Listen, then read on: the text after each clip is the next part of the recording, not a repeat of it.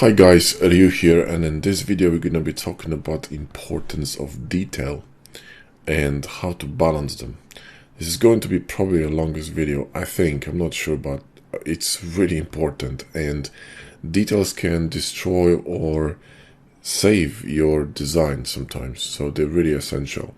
We're going to be talking about detail distribution. We're going to be talking about the rule of 30 versus 70 and evenness. We're going to be talking about repetition or randomness of details. We're going to be talking about the size correlation between details, and we're also going to go into deeper levels of details of primary, secondary, tertiary, quaternary, etc. Right? Well, there's not going to be etc. because we're going to stop on quaternary. So supporting shapes and angles. We're going to be talking about colors, lights in terms of details, and how important this is. We're going to talk about negative space and also how to guide the eye through the details and from to the details in the image. We're going to talk about traveling planes, detail clusters, reverb, also referred to as echoing. I prefer to say reverb because it sounds badass and it's also shorter. And shape consistency and supportive nature of details. So if you haven't seen the video, what is a good image and how to compose it, which is a video number 4, I suggest you watch it now because it's really important that you understand basics of composition and stuff, okay? In fact, all these videos are kind of more or less in a certain order, so I would suggest not skipping any, okay? As usual, all these things play together, so it's going to be difficult to talk about one without talking about the other, but we will try to, maintain a certain order here. So, detail distribution. Guys, this is like probably the most important thing, okay? Knowing how to distribute your details, all right? So when we talk about detail distribution, we need to talk about the mapping of details on your object. And when you think about it, it starts to make sense, but when you look at the render and you look at the whole thing, you're just getting confused because it's so much information. It's very difficult to to kind of take all the info in, right? But start thinking and sort of dissecting the image into parts. So let's say that this front of the scope and this middle part is one part, and then you got the bottom part that's 3. So let's say it's composed out of 3 sections, or maybe 4. Let's grab this eyepiece here, 1, middle 2, this is gonna be 3, and bottom is 4, right? Each of these has sub details, all right? So mid details, which will be this cut in here, this groove up going on, this cut in here, these are all mid details, right? This cap on top. But then you got smaller details, right? Smaller details, like for example, these cuts in here, they're gonna be tertiary details for sure. This could be still secondary, okay? But the stuff inside of it's gonna be tertiary, even quaternary, okay? These tiny cuts in here, this could be considered, 4th level of detail, okay? Anything inside of a screw, or like these tiny bits in here on top, these are definitely quaternary details, okay? Or like cuts or like grooves on these knobs in here, right? On top of in here as well. This could be, 4th level of detail, okay? Okay, but that's not important. It doesn't matter how you call it. What matters is how you present it and how you distribute it. That's what matters. Don't focus on whether it's a tertiary detail or secondary detail or quaternary detail or whatever detail. It doesn't matter, okay? What matters is the balance of distribution of details, and that's important. So how do we do this, right? When you look really closely at this image, you'll start noticing certain patterns. For example, details tend to be placed near mid-level elements. So let's say this one would be a mid-level element top. You can see there's a lot of detail concentrated around it. There are no details anywhere here except these 2 massive screws, which lead your eyes from to across this thing, right? They sort of aligned with this text. You see there's like an invisible sort of implicit line here, right? Then you, for example, got details around the knobs, inside of the knobs, but not, for example, on this, casing or anywhere here, because what I want you to give you a place of rest, okay, for you to move around and sort of glide from one cluster of details to another cluster of details. Make sense? Look at this one, for example. There's a classic example of repetition, which is, we're gonna be talking about repetition, where is it? Here, right? A repetition of details. And repetition is a good thing if it's used correctly, right? In this case, repetition creates a line that leads you across all of this nothingness in here, okay? So leads you from these details to the front of this rail, right? From this knob to this knob. It simply guides your eyes along. It creates an invisible line. So that's a repetition. There's a repetition here on the text as well. There's a repetition here, right? So repetitions are not bad, but they need to be used cleverly. There is a repetition here in the array, right? But it makes sense. So not always repetition is bad. However, sometimes you can, for example, twist things. Like for instance, there's a repetition of screws, but you see one is bigger than the other. You can repeat the same details, and you can, for example, change their size or change their shape. And that's going to be reverb or echoing, which means you reusing the same shape or similar shape, and you reuse it in different space. For example, you know, this bit here is kind of similar as this one or these. Right? They're a little bit longer here. These are a little bit fatter. These are a little bit more squashed, but they're probably all the same detail. They're just resized or reshaped. And that's echoing. Another way of echoing with details, you know, we're on subject of echoing. So like I told you, we're going to be jumping a bit, yeah? Could be echoing of lines, okay? Or themes or elements that are kind of similar. For example, we echoing, you know, these knobs here, right? We echoed this one, right? This is literally a mirrored echo, okay, mirrored reverb, because it's the same thing repeated. But you could resize it or change it. For example, there are cuts in here, and there are cuts in here, there are cuts in here, and there are cuts in here. That's echoing. Another way of echoing be echoing the lines. So for example, there's a lot of rounded lines being echoed all over the design, okay? This line here, this bulging line going up and down, being echoed here, going up and down, right? There is the chamfer here of a very kind of like a flat chamfer being echoed on this side, okay? You could do echoing with angles. So let me show you echoing with angles. I got a good example for that one, okay? It's within the latest model I've made with a ship. There's a really good example over there. So let me grab this one and let me show you. See, like these angles here going on the ship. There's one more here. It's barely visible, and there's one more here. That's echoing of similar angles, okay? This would be echoed in here, okay? You could have, for example, small shape being echoed. For instance, the wings. If you're gonna go to the side view, you can see that this wing is being echoed in this one, all right? The shape of this engine, if you invert it and flip it, is gonna be echoed by the shape of the gun. And the top here of this hub, you see that? It's similar shape to this, and this, and this. In fact, this one is literally the same thing as this. This was copied from the gun here and to the top. It's literally the same element, just resized. Okay?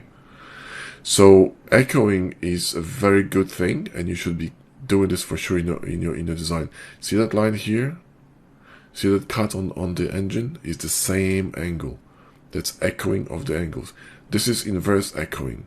It's the same angle, just inversed, right? To echo the shape of the wings. And so on and so forth. And by doing that, you will create a cohesive design, sort of a flow, nice flow from one shape to another, and everything within the design will make sense because it will follow the same style, if it makes sense. Echoing is a thing, and make sure you're gonna use it because it's an extremely powerful way of designing. That's how you ensure your design is cohesive, okay? It's just, you know, it's fluent. So then we have size correlation between details and going into deeper levels. So like I told you here on this example of this scope, which is a really nice example because we can look closely here, you have a clear bond between different levels of detail. You know, you got the massive details, so the block out phase, right? Then you got the middle details, you know, these caps, this rubber thing here, the rubber band, these things, the eyepiece.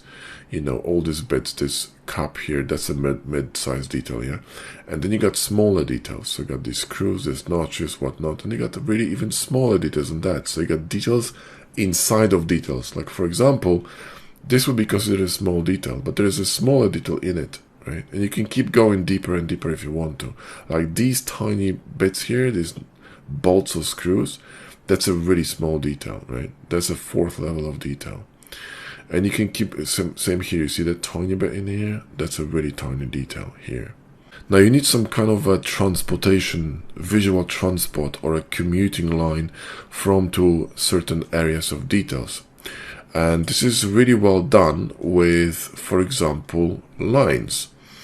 So let's say we're gonna go here to the side view, and you will see that this line will lead you all the way to this cluster of details, and this line will lead you all the way to this cluster of details, okay? Because that's a block out, this main piece, that is a mid piece, mid-level detail, and then smaller details within. But the point is that there's an island of details here, there's an island of details here, there's an island of details here, and you've been led there by certain spaces that most of the time are empty, except for these cuts here. There's no details on this, or, you know, on this model.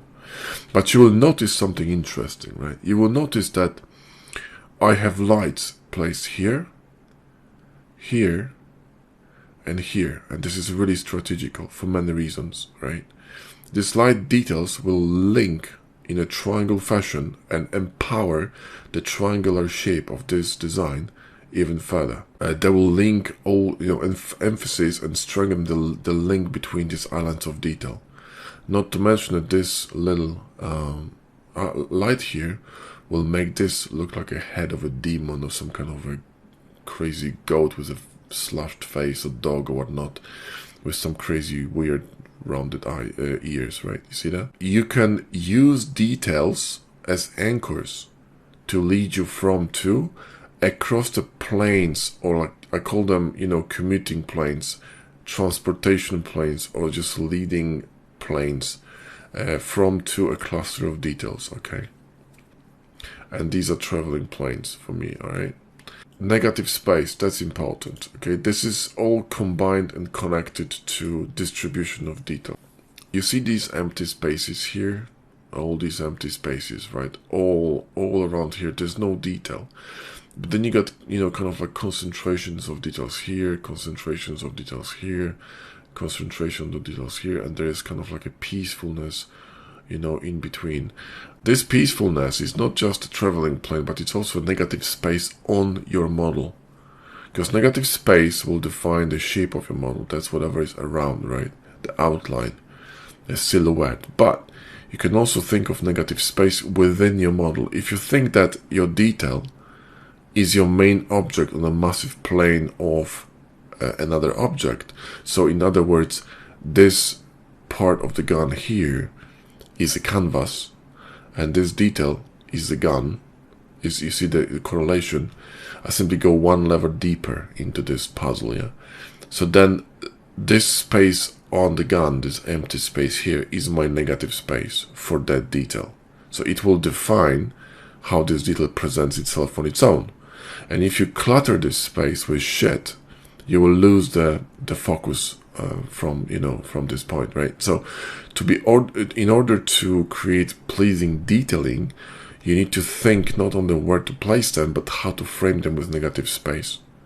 Just like you create a shape of an object, you need to create a shape around your detail or detail clusters. Make sense? This is why we place detail mostly at the end of the lines, at the end of certain, planes, at the end of traveling spaces, and we cluster them together, so we can therefore have beautiful negative spaces leading you from a detail to another detail along some lines. Okay, just like here, from here all the way through this one, boom, to this one. You see, these are all leading lines from here along these lines through this one to here. Make sense? So don't fuck this up, yeah? Don't mess with the negative space, guys. Leave it empty. Emptiness is beautiful, okay? Just like silence. When it's nice and quiet, it's pleasing. right? It's soothing. This is the same thing here. It's a visual silence. And you need that in your model to make sure it's successful. Overloading models with details, this is just gonna create a parrot design, okay? Don't do that. Don't go Disney, yeah? Just stay true to, you know, something that's beautiful and clean. Detail color, this is really fucking important, okay? Now look at this gun. Most of it, right, is gray. However, we got some details here and here which are really, really strong.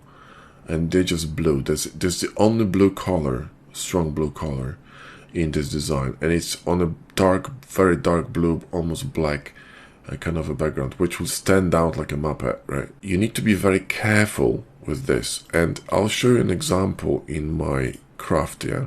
There's a really good deadpan shot, this one. If you look how I placed the lighting on this craft, there is so, you know, placed with so much care and attention. You will see that there's a light in here, the red one, right? I mean, the warm light here. There's a warm light here, and there's a warm light here. So I'm leading you along the lines of this vessel all the way to the end, right? See what I mean? I'm just leading you across to the end. And when you place these warm details, okay, you gotta be very careful because they're gonna be extremely powerful, right? Lighting, you know, there's nothing worse than introducing too strong light in your model. Look at these. These are really strong, but they work because, you know, these lights are strong as well. But they will lead you from to, you know, all around this vessel. These are visual anchors, details with color. And a tiny detail, when I'm going to open the Photoshop, I'm going to show you this visually, okay? Okay, when I'm going to draw a dot in here, okay? And let me just grab a brush. There we go. And make it smaller, okay? You know, this is going to be a detail, but because the value or intensity in contrast is the same as this one, it's not going to really stand out, right? However, if I'm going to make it really tiny and do it like this, right, it's going to be barely visible. But if I'm going to make this red and really small, look how powerful this is. It leads you here because we are drawn to saturated warm colors. Remember this video when I talked about what's the most important thing in the image? That we look from left to right. They will look from sharp to fuzzy. There we go, from contrasty to less contrasty, from sharp to blurry, and also from cold to warm. So warm details like this, they're just gonna be screaming. So if you're gonna make them this size, you will destroy your image. So my point is, be very careful when you add lights or very warm colors or accents to your vessel. For example, if I made these top wings, okay, if I made, for example, shells of this engine here, okay, this bit here, right, red, I guarantee you that you'll be stuck in here forever because you got a light, another light, and a red. And this will be the only massive warm color in that vessel. I will need to off-balance this with something else on this side and probably somewhere else. So if you want to put a very warm accent, very strong, contrasty, colorful accent with a warm color or something really bright, you need to make sure that it's small like these lights. This is really important, right? So when you make this too big, it's just gonna look retarded, okay? See what I mean? Look how strong these are. These are actually really strong, right? Very strong. You can't help watching this, looking at this. So strong. So if you're gonna put it in one spot, you're just gonna get stuck there. But because we have more lights, we've been drawn around, yeah? This is also very contrasty. You see that contrast here? But imagine if this was red, right? This would be way too strong. Supportive shapes and angles. This is interesting too. So when I create details, right, I'm trying to make sure that they support the main flow of the design. So let's say, for example, in this gun, right, you see these sides, side plate here, they kind of resemble the shape of this element here, the echoing the shape, and this detail is sort of supporting this flow of a line here, okay? See what I mean? And then it's echoed in here as well, right? So support the flow of your design with the flow of your details. If this was a sharp angle, it wouldn't work, right? But the sharp angle works very well in here, but it's supported by a sharp angle on the bottom. It's echoed, and it's actually the opposite angle, right? If this cut wasn't here, it was rounded, this wouldn't look as good, because this very sharp angle here, this very sharp cut would be alienated, would be alone. But you got cut here, and you got cut at the back, though it's softened, because it leads you to the shape on the top, right? But you got a curve in here and cut. See that here? Cut, cut, cut, cut. But then you got curves, right? So make sure that the details, right, they support the overall flow and the overall design as well. Don't go against the design, go with the design. Yeah, it's important, which is why these buttons here, you can see that they're oval, they're very supple, they're not squared. I could put squared, really squared, buttons in here, but I didn't. I used them, buttons with very soft bevels because they fit the design, right? And the only sharp element in here is this kind of this bracing on the front, whatever it is, and this plate here on the top. But they correspond and support and emphasize these cuts here. And the same with the details. You can see that the details here are more angular, right? And details here are more curved. See what I mean? So support your design with your details, right? I think we covered everything. Like I said, this is all connected, and it's very difficult to talk about one without another. But let's talk about evenness and distribution of details at 3070. This is essential. Now, if you have a design, okay, and let's say this was my design, and I went ahead and, created some details here like this, right, evenly in each corner. This is going to be extremely boring, especially if this was a square, okay? The distribution here is so balanced that it's dull. You don't know where to look because they all look equally important. You don't want that, okay? You want to create story within each part of your model. So you want one part be important, but not more important than the other. You want each of these parts play a different role, be a different actor in your design. See what I mean? So if you distribute all the details equally, it's going to be dull as hell. Okay, you don't want to do that. This is why we have this rule of 70-30, which means many things, but one of them is leave 70% of empty space for the eyes to travel and relax, and 30% of detail. But then you need to also know how to distribute these details, and within cluster of details you also can have 70-30. Like for instance, if I zoom into, I don't know if I can zoom in actually, I'll probably have to open this image, but if you look in closely to the design of this decal, you can see that there is an emphasis on one side of it and the other one is more empty, okay? 70-30. Occasionally you'll create something that's symmetrical, that's fine, but know how to break the symmetry, okay? For example, look at this top here, okay? Look at this top. There's details going all around these lines here on the bottom and on the side. This part here is all empty. You got detail in here, like a small tiny notch. You got details in here on the bottom, this big screw, and on the edges, right? But the majority of this space is empty. So you got details concentrated along the lines to lead you along, right? Same in here. Look at the distribution. Distribution is here in the corner and here in the bottom, not evenly across the whole thing. So when you do an array, do an interesting array. For example, here you have an array, but you can see that the sizing is different, and also the coloring is different because there is a brighter elements here and darker elements here, right? So even there is a repetition in a way, it's broken because the size is different and the colors are different. Yeah, but occasionally repetition is fine.